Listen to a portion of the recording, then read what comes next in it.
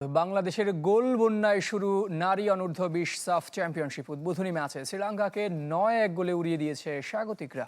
Hat trick করেছেন striker Sagarika, জোড়া গোল মুনকি আক্তারের। ফেভারিটের মতো শুরু স্বাগতিকদের। বাংলাদেশ শ্রীলঙ্কা অনূর্ধ্ব 20 দলের 90 মিনিটের ম্যাচ যেন হাইলাইটস। বসুন্ধরা কিংস অ্যারেনায় পিটার বাটলারের একাদশে জাতীয় দলের 8 ফুটবলার। ফ্রি কিক নেওয়ার জন্য সেখানে স্বপ্না রানী দাঁড়িয়েছেন। 9-1 ব্যবধানে জয়ের দিন প্রথমার্ধে 3 গোল স্বপ্না সাগরিকাদের। 2 মিনিটে ফ্রিকিক থেকে গোল উৎসব শুরু করেন এশিয়ান কাপ বাছাইয়ে আলো ছড়ানো স্বপ্না রানী।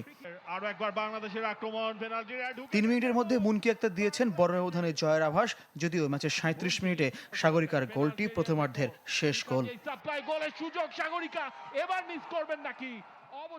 দ্বিতীয়ার্ধে 3 পরিবর্তনে দল মাঠে নামান নির্ভর কোচ বাটলার। আফিদা খন্দকার, স্বপ্না রানী আর উমেলা মামার পরিবর্তে নামেন রুমা আক্তার, বন্যা খাতুন আর শান্তি মার্দি। ম্যাচের 48 মিনিটে নিজের জোড়া পূর্ণ করেছেন মুনকি। 2 মিনিটের মধ্যে স্কোর শিটের নাম তুলেছেন সিনহা জাহান শিখা। তবে এরপর ঝলক দেখিয়েছেন সাগরিকা।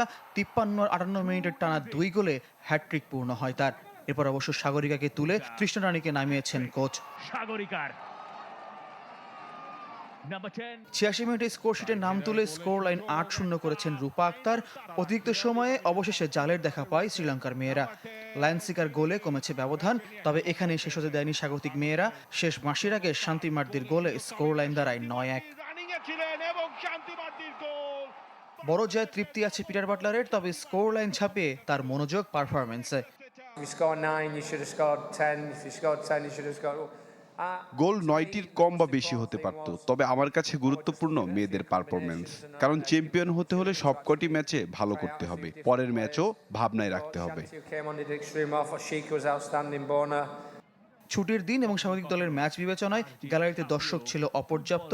টানা বৃষ্টিতে মাঠের কন্ডিশনও কখনো কখনো ভুগিয়েছে ফুটবলারদের। ফয়জুল ইসলাম, চ্যানেল 24, ঢাকা।